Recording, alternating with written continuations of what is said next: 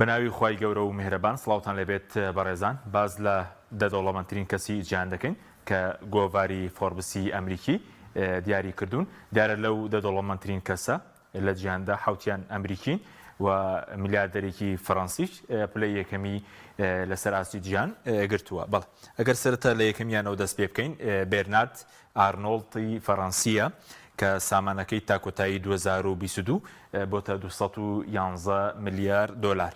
سەرپرشتی گروپی کۆمپانیەکانی LVMH دەکات کە تایبەتە بە جلوبەرگ و کەلوپەری جوانکاری. بەڵێ دومیان ئیلۆن ماسکە کە سامانەکەی 180 میلیارد دۆلارە دامەزرێنی کۆمپانیای تێسێلایە کە تایبەتە بە دروستکردنی ئۆتۆمبیلی کارەبایی و کۆمپانیای بەرهەمێنانی موشکی سپیس ئێکس کە تایبەتە بە لێکۆڵینەوە لە بواری فڕۆکەوانی و بۆشایی ئاسمان و کەشتیوانی هەروە خاوەنی تۆڕی کۆمەڵایەتی تویتەرە.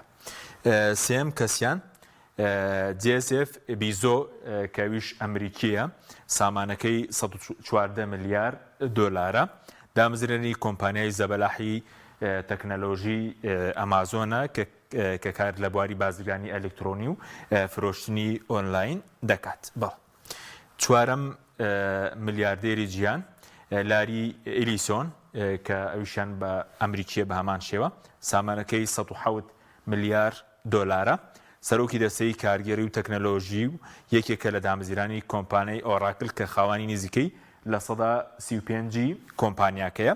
ئۆراکل لە بواری تەکنۆلۆژیای زانیاری و داتابەیس کار دەکات کۆمپانیای ئۆراکل بەرە.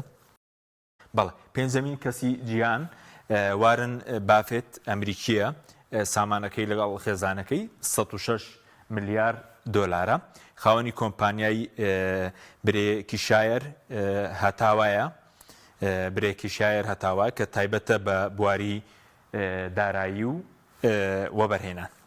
بەڵێ شەشەمین دۆڵەمەندی جیهان بیل گیتس ئەمیشیان ئەمریکیە سامانەکەی 114 میلیارد دۆلارە خاوەنی کۆمپانیای مایکرۆسۆفتە و چەند کۆمپانیایەکی هەمەچەشنی هەیە لە نێوانیاندا وەبەرهێنان لە وزەی خاوێن و بە هەمان شێوە لە بواری دیکەشدا لە بواری کڕینی ئێستا دەستی بە کڕینی زەوی کشت و کاڵیش کردووە لە ئەمریکا.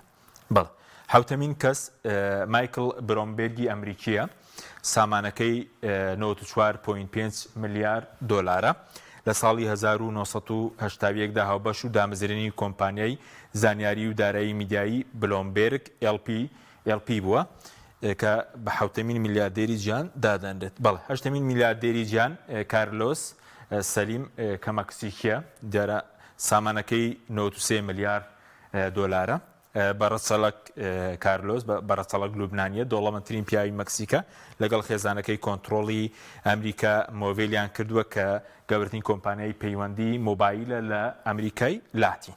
بەڵێ نۆیەمین کەس موکێش ئەمبانی کە هیندیە سامانەکەی 83.4 میلیارد دۆلارە سەرۆکایەتی کۆمپانیای ریلانس دەکات لە بواری پترۆکیمیایی و نەوت و گاز و پەیوەندیەکان کار دەکات. بەڵێ دەیەمین کەسی جیهان دەیەمین دۆڵەمەند کەسی جیهانیش بە هەمان شێوە ئەمریکیە ستیڤ باڵیمەر سامانەکەی 80.7 میلیارد دۆلارە بەڕۆبەر و جێبەجێکاری پێشووی کۆمپانیای مایکرۆسۆفتە. بەڵێ ئەوەی کە بینیتان ڕیزبەندی دەوڵەمەندترین پیاوەکانی جیهان بوو بۆ ساڵی 2023 بەپێی گۆڤاری فۆربسی ئەمریکی.